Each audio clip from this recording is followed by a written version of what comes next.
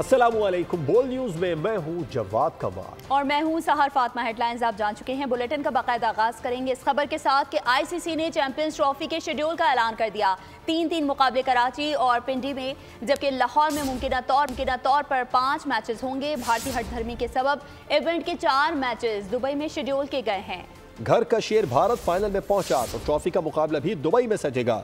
Group A में Pakistan, Bharat, New Zealand, Bangladesh. Group B में जनूबी अफ्रीका, ऑस्ट्रेलिया, अफगानिस्तान और इंग्लैंड की टीमें शामिल हैं।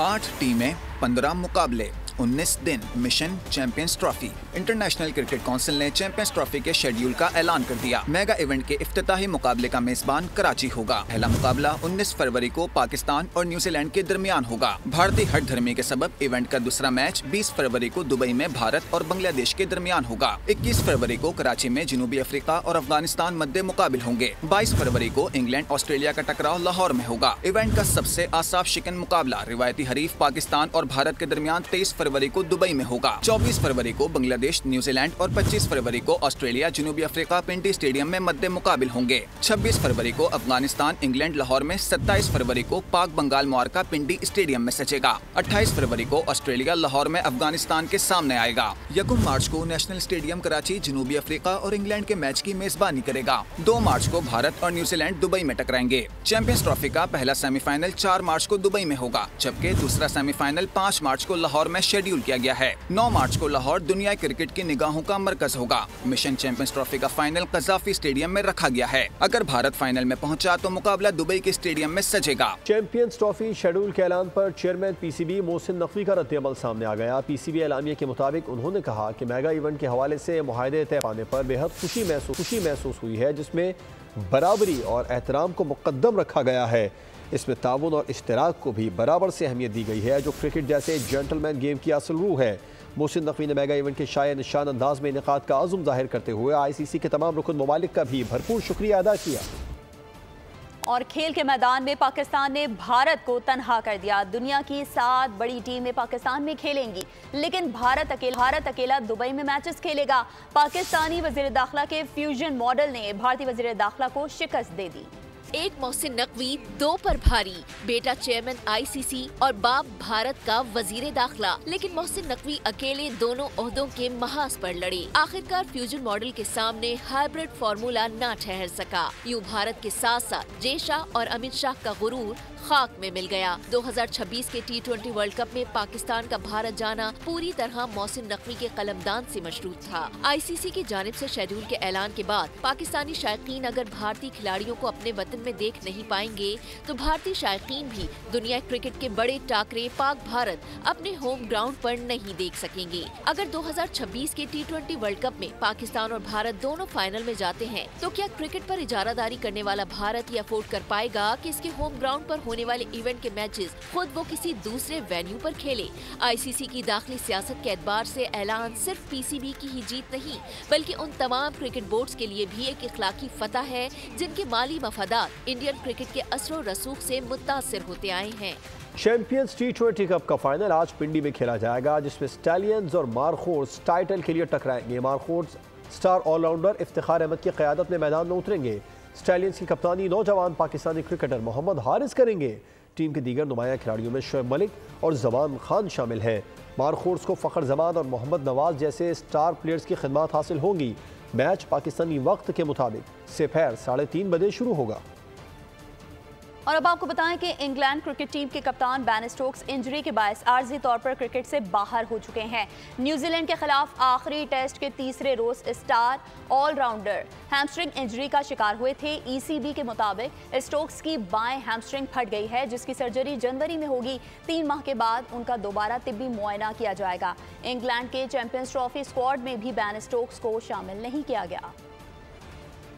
कुछ दीगर खबरें बुलेटिन का हिस्सा बनाते हैं। शहर कायद में सफ़र महफूज बनाने के लिए बोल न्यूज़ की शानदार काविश, हादसात और लापरवाही के खिलाफ आगाही देने के लिए बेलगाम सवारी के उन्वान से खुसूसी ट्रांसमिशन ने देखने वालों के दिल जीत लिए। मशहूर शख्सियात से लेकर पुलिस हुक्काम तक सब ने आगाही मुहिम को निहायत सूदमंद करार दिया।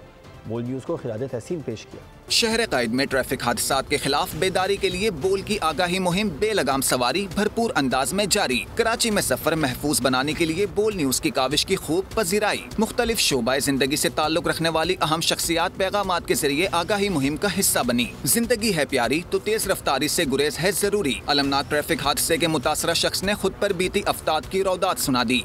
जैसे ही बस लगा और हम लोग गिर गए इस तरफ, और उस तरफ गिरते तो अल्लाह बचा लेता, गलत जगह गिरे तो वो सीधा हमारे ऊपर चढ़ गया। अब मेरा बीबी तो सीधा उसका टायर का ऊपर, उसका तो पूरा ये हाथ खत्म हो गया है। अब मेरा फिर एंड वाला जो टायर है ना, वो मेरा ऊपर से गुजरा है।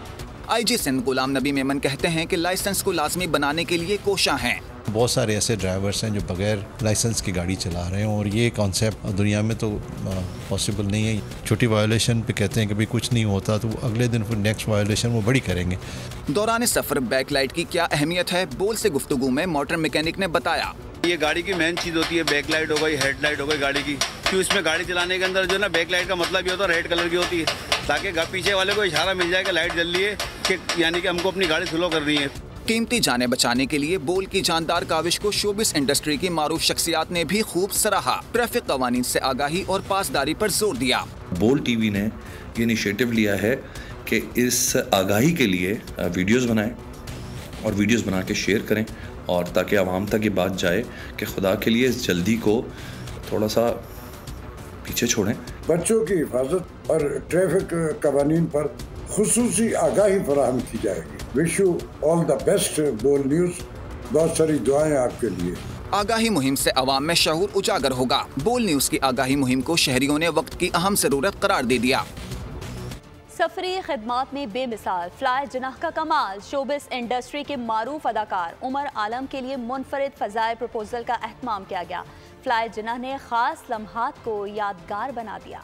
सफरी खिदमात में बेमिसाल फ्लाई जिनाह का कमाल। उमर आलम का अपनी दोस्त से मोहब्बत का इजहार। फ्लाई जिनाह ने खास लम्हात को बना दिया यादगार। पाकिस्तान शोबिस इंडस्ट्री के मारूफ अदाकार उमर आलम के लिए मुनफरिद फ़ज़ाइल प्रपोजल का एहतमाम किया गया। फ्लाई जिनाह की टीम की मदद से उमर आलम ने सरप्राइज प्लान किया। होने वाली मंगेतर को खुशगवार हैरत में अमर हो गए। पाकिस्तान में मसीही कम्युनिटी की तरफ से क्रिसमस की तैयारियों का सिलसिला जारी है। चर्च रोशनियों से जगमगा उठे। बरक़ी कुमकुमे और चमकते क्रिसमस सितारों ने रौनक में मजीद इजाफा कर दिया। क्रिसमस की तैयारियां, चर्च रोशनियों से जगमगा उठे। गिरजाघरों में अमन सलामती की दुआया तकारीब। मसीही बिरादरी क्रिसमस के हवाले से पुरजोश है। कराची, लाहौर, कोयटा, पेशावर और जुड़वा शहरों समेत मुल्क भर के चर्च रोशनियों से जगमगा उठे हैं। क्रिसमस पर सजे खुसूसी बाजारों में भी रश है। मसीही बिरादरी की मजहबी त्योहार की तैयारियां आखिरी मरहले में हैं। क्रिसमस पर नए कपड़े और जूते खरीदे जा रहे हैं। फलाही इदारे मसीही बिरादरी में तहाइफ भी तकसीम कर रहे हैं।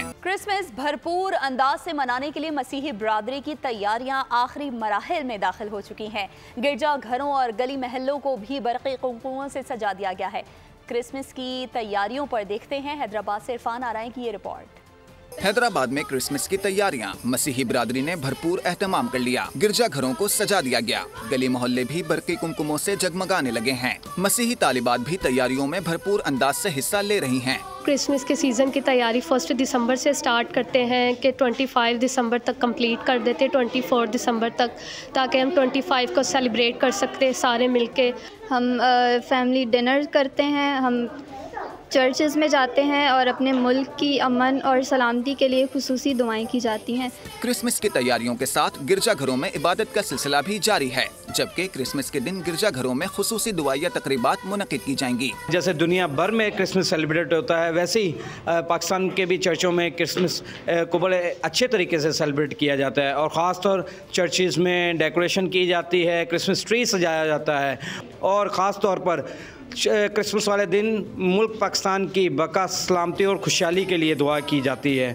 मसीही बिरादरी का कहना है कि क्रिसमस का दिन अमन सलामती का दिन है। इस रोज एक दूसरे को खुशियाँ बांटी जाती हैं। मसीही बिरादरी की जानिब से क्रिसमस की तैयारियां मुकम्मल हैं और क्रिसमस का दिन मनाने के लिए क्रिसमस ट्री घरों में और गिरजा घरों में सजा दिए गए हैं। कैमरामैन इमरान राजपूत के साथ इरफान आराई, बोल न्यूज़। सब्सक्राइब करें और बेल दबाएं ताकि कोई खबर रह न जाए।